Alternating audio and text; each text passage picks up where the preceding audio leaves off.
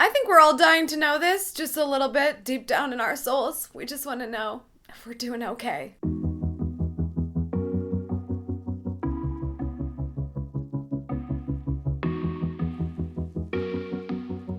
What's up, socials? Welcome back to Amy TV. I get a lot of questions pretty much everywhere. Instagram, YouTube, Twitter, all the places on how I manage my work-life balance. This is not coming as a surprise to me because you probably hear me so much on this channel talking about work that it's like, what do you do for fun, Amy? Because we're starting to get a little concerned. I personally believe that total work-life balance is not a real thing, so that's gonna make this video a little bit awkward. At the same time, I'm also like, I really wanna know, how do I achieve work-life balance? Also, meaning of life, that would be good to know too. Even though I don't think it's a real thing that you can ever get to and go, oh wow, I really figured this out. I think you do ebb and flow in those moments of it feels better and it doesn't feel as good, and always trying to figure out how you can get better is what I try to do. So there are some things that I have figured out that I know help me with this, and these are my little hacks on work-life balance, but it is not perfect all of the time.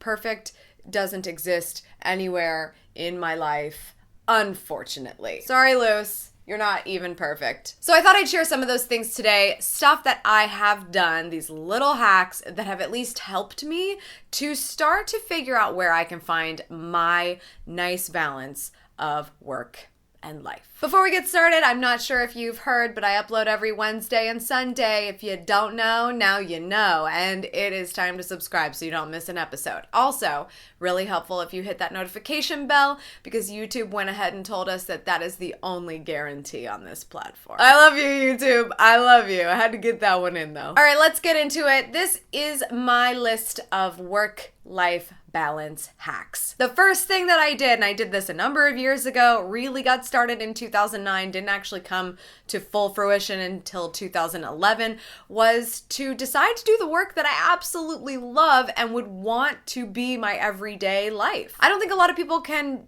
say that they do that, and I really get bummed out by that. I want that for you. I hope that you tune into this channel and you think about what that means for you and that you actively try to find a way to make it happen. But that's essentially how I started hacking work-life balance, is making work a part of my life that's really enjoyable and something I'm excited to do every day. The next hack is a piece of that. It's waking up early and getting started. So the earlier that I'm able to get into this office, which you guys know, I've talked to you about waking up at 5 a.m., really making up that time that people are not bothering you and doing some of the stuff that makes you most excited and the things that people are trying to pull you away from when they're emailing you and giving you their honey-do list. Waking up early is a great way to get a head start so you don't feel like you need to go later into the day where that would start to invade some of your lifetime, your free time, your off time, your family time. Next, you know I'm a planner. I like to plan. And so I plan every single week. I plan my meetings, I plan the work I gotta get done, I plan my exercise routine, I plan my personal time, I plan a lot of stuff. And so doing that on a weekly basis really gives me an idea. Is this gonna be a really work heavy week? Is this going to be a personal stuff heavy week? What does it look like?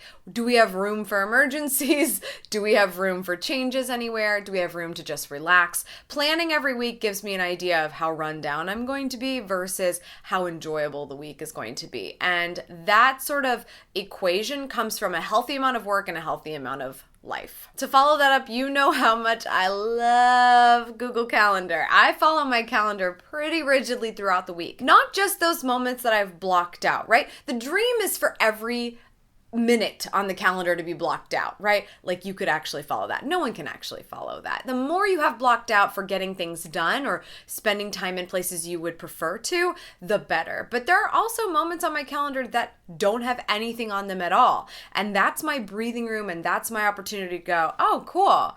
I can actually maybe do something around the house that I've been wanting to get to and is not urgent whatsoever, and therefore it is not on a to-do list. Or maybe I'm just gonna take some time to myself, go to a park and read. I love saying that out loud, like I actually go to a park and read. I actually do not prefer to go outdoors. Doesn't it sound good? Like, I'm gonna go to the park and read a book.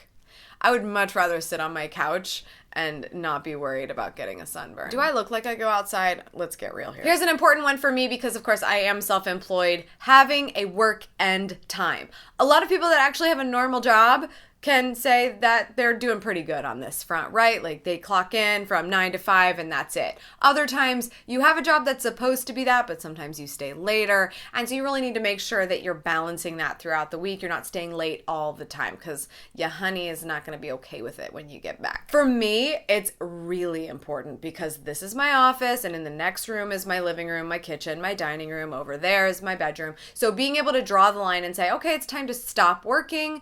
This is your end time based on everything that's on my schedule and what I have going on. That's really important and it's very good for work-life balance. I'm much more likely to walk out of here at a specific time based on what I have going on, what Vin has going on, anything that's happening.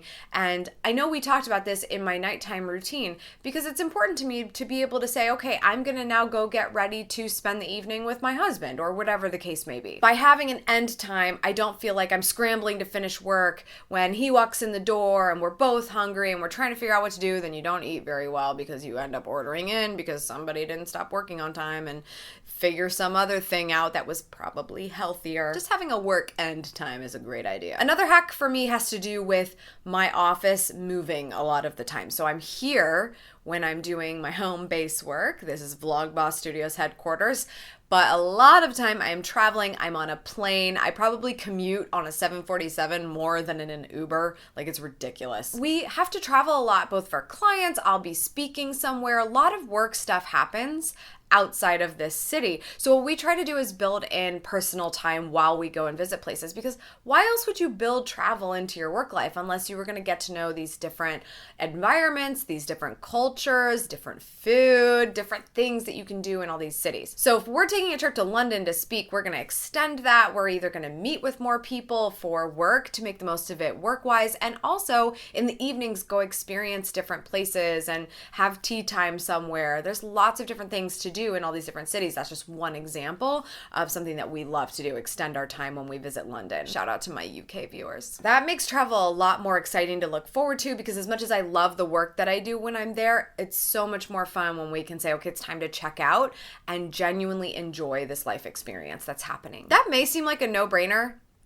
It's not a no-brainer. It's very easy for you to let work just tire you out and make you not want to do anything at all. I have had trips to different cities and different places where I literally didn't leave my hotel room because I was just not having it. My next hack has to do with a little bit of life and a little bit of work at the same time, and anything I can do to be passively learning while doing something else is great. I've been listening to a lot more podcasts lately and audiobooks, and I just love being able to do other things while I am continuing to learn, like passively with my earbuds. I'll take Lucy for a walk if I actually decide to leave the house, which she enjoys because she needs the exercise, and I like it because I feel like I'm fulfilling her day but also making the most of the time. This could also be while, picking up things around the house or cooking food. I'll be listening to podcasts like constantly right now. I feel like I'm continuing to do a little bit of work, educate myself, while also taking care of things that I need to have done in just my personal life. My next hack is one I'm actually kind of excited about.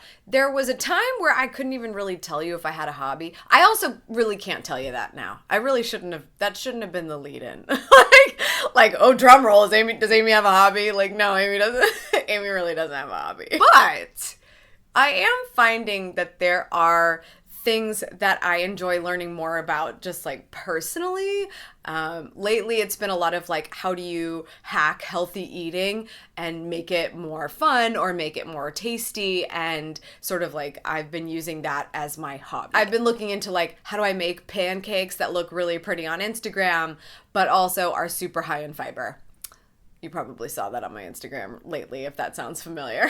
That's cool because on a Saturday morning, I'm more likely to go work out because I'm going to want my yummy pancakes, and then I'll come home and not go straight into wanting to work on something because I'll want to be in the kitchen and playing with my kitchen tools I got on the wedding registry and trying to do this thing because it's a Saturday and that's what you should be doing on a Saturday morning. That's another part of work-life balance. Telling yourself you should be doing something on a Saturday morning because it's what normal people do. That's helping me. That is helping me a little bit. So yeah, I'm just finding that I'm getting excited about these little things that are more hobby, more like fun, more Pinteresting, I guess is what you could call it, and not work related. So it makes me want to take a break and just do something totally different. My next hack basically contradicts everything I just said, and that is to work on the weekend. I actually find that working on the weekend, I'm filming this on the weekend. I upload videos on Sundays, not just because it's a time that you guys enjoy them, but because I like to do a little bit of work on the weekend. And that's because I feel like I'm gonna be more balanced if I know I get something done every single day. I will feel like I moved forward every single day, but it doesn't mean that that entire day needs to be dedicated to work. And then if I want to take a Friday afternoon off, I can do that. And I know for a fact I'm gonna pick up a bunch of things to do on Saturday,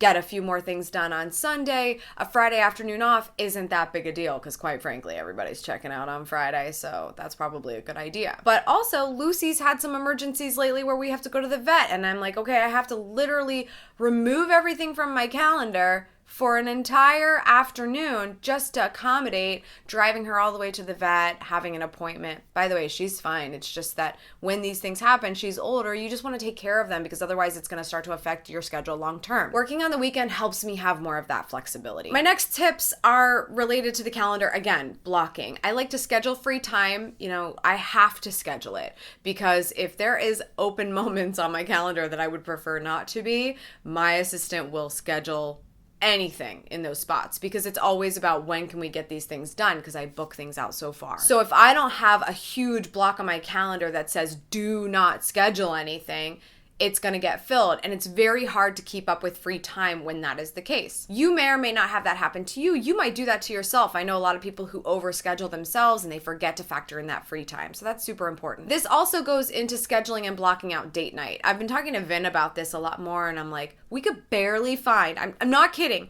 we finally booked a honeymoon. We got married 7 months ago. Okay, we finally booked a honeymoon. It's going to be closer to our 1-year anniversary, and we found one stretch of 7 nights that it was possible. So I was telling him, based on that, you know, it's really important that we start outlining more often these times where we just want to spend an evening alone, not committed to other people or committed to work or committed to travel. And that's been really important to us lately because we are realizing how much our time escapes us when we start to really keep the hustle going, and work-life balance really takes a toll on that side. And the last hack that I share is not because I think cell phones are the devil, because quite frankly, I love my phone. I don't ever want to let go of it. I told you before in my nighttime routine, I tuck it in bed, meaning it stays in this office while I sleep in another room. I like to have separation from it because it makes me have even more fun when I am on it, talking to you, posting fun stuff on Instagram or whatever the case is. And so the one other thing I wanted to mention is that I try to leave my phone away from the dinner table. When Vin and I sit down for dinner whenever we can, well, we were so excited to get a dinner table because in our last house, we didn't have enough room for one. We were so excited to get a dinner table. So the fact that we can sit at it now, we love that. And even if we have a hard time with work-life balance at the table during conversation, we'll talk about work a little bit more than we should. And we'll talk about a little bit of life stuff because it seems like work is life. And so we'll forget to talk about the personal. It's so much better when you're not constantly looking at your phone in that moment because really, truly, if we're sitting there having dinner together, we should just be talking to each other. He's been at the office all day. I've been here working all day. And just being able to connect, it really feels crummy when one of us is on our phone too much. Even if it's me and I know it's like something I feel like I'm contributing to the conversation, but it's just not that great. So the one thing that I like to try to do is see if we can keep our phones away from the dinner table for that amount of time. And even if we have them close by, we're really good at not looking at them because we kind of want to have that moment. I mean, it's what, like 20 minutes? So those are my work-life balance hacks. Just a couple of things I've figured out, a lot of things I still haven't figured out. I love to continue to learn how to be a good human. and pass it along to you. But I want to know what you do. What are you doing to hack work-life balance? Leave it in the comments below, because obviously I still need some education on this, and I'd really love to hear from you. If you enjoyed this video, please give it a thumbs up. Thank you so much for doing that, because that really helps me try to figure out what we're gonna do next, and I'm always trying to get you excited about what's next. So thanks for that. That's all for today's socials. Thank you so much for tuning in. I appreciate it as always. Make sure you subscribe for good vibes, and remember to continue to go after the life that you want with some good work-life balance. Cheers.